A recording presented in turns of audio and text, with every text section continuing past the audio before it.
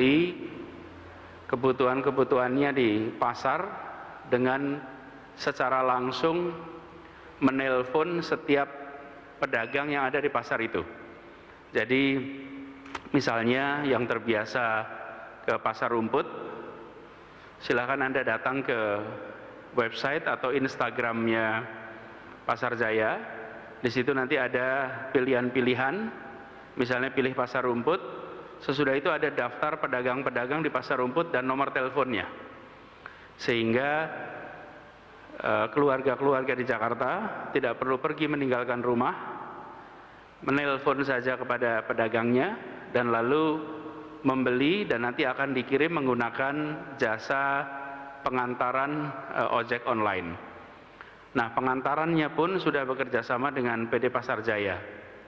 Ini sudah dilakukan untuk lebih dari 50 pasar di Jakarta.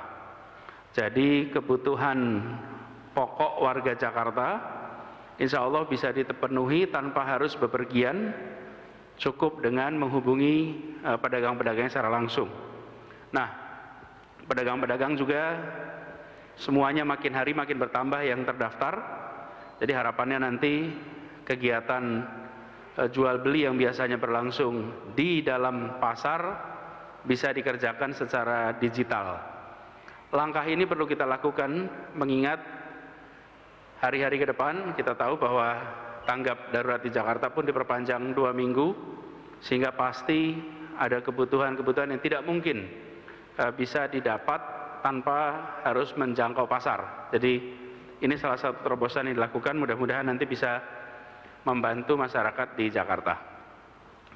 Itu yang utama teman-teman sekalian, dan kami berharap masyarakat di Jakarta bisa memanfaatkannya dengan sebaik-baiknya.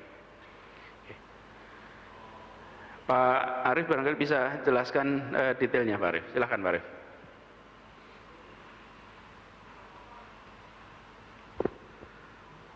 Baik, terima kasih Bapak Ibu sekalian. Jadi tadi disampaikan Pak Gubernur, jadi alhamdulillah sebenarnya testimoninya sudah berjalan karena ini sudah 3 minggu. Jadi para pembeli, para pelanggan pasar tradisional tidak harus kemudian pusing-pusing, buka aja Instagram kita, Instagram Perumda Pasar Jaya. Di sana langsung kemudian sudah ada banyak daftar list pasar-pasar mana yang terdekat dari rumah. Dan di sana juga sudah terdapat nomor-nomor handphone pedagang, sehingga kemudian para pelanggan sudah bisa langsung mengakses. Ada beberapa nomor pedagang yang memang saat ini kita juga melakukan filter, ada yang memang kadang-kadang tidak aktif, tetapi kebanyakan sudah kemudian kita sampaikan kepada pedagang semuanya agar segera kemudian memastikan handphonenya tetap standby. Karena memang prosesnya tetap terjadi jual beli, tetap terjadi tawar-menawar, dan kemudian baru kemudian fungsi pengantaran dari ojek online akan kemudian menyampaikan barangnya kepada pelanggan. Jadi sangat sederhana, mudah-mudahan ini bisa memenuhi kebutuhan masyarakat Jakarta, dan kemudian gerakan ekonomi kecilnya pedagang pasar juga tetap bisa dijaga. Jadi saya pikir itu Pak Gubernur detailnya. Terima kasih Pak. Silakan, ada pertanyaan? Yuk. Langsung aja.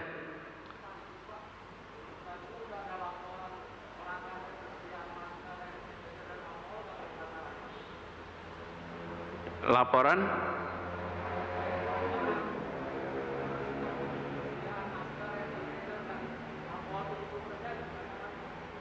Ya, mengenai ketersediaan nanti kita akan genjot terus lewat PD Pasar Jaya sehingga bisa memenuhi kebutuhan, dan memang ke depan kita sedang menyiapkan untuk bisa memenuhi kebutuhan masker di Jakarta nanti lewat jalur-jalur kelurahan, karena ini sudah disiapkan.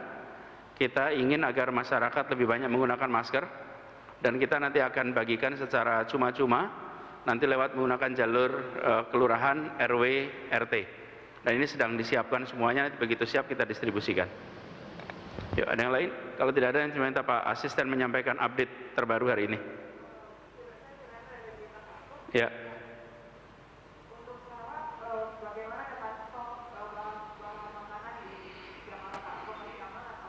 Aman.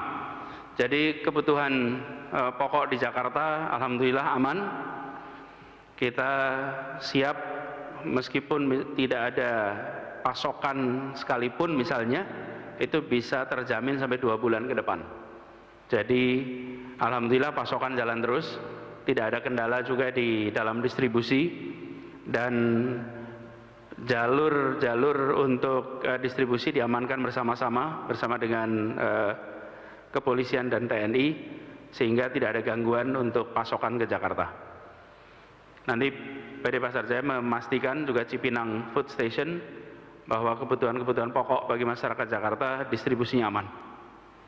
Ada lagi yang lain? Oke, kalau tidak ada saya akan minta Pak Catur untuk menyampaikan update hari ini, dan insya Allah nantinya saya perlu sampaikan pada semuanya bahwa kami bersama dengan pemerintah pusat sedang menggodok detail kebijakan terkait dengan bantuan untuk masyarakat akibat kondisi perekonomian yang menurun. Setelah final baru nanti kita umumkan mekanismenya, besarannya, dan lain-lain. Kami tidak ingin mengumumkan sebelum ada kepastian semuanya. Tapi pembicaraan berjalan terus. Siang ini juga barusan selesai kita berbicara video conference dengan Menko PMK, Menko Perekonomian, Menko Kemaritiman, Menko Polhukam bersama para Menteri Kabinet Indonesia Maju. Jadi kita membahas sangat detail, tapi nanti begitu final baru nanti kita akan umumkan hasilnya. Intinya adalah meminimalkan dampak ekonomi akibat dari persoalan COVID-19 ini.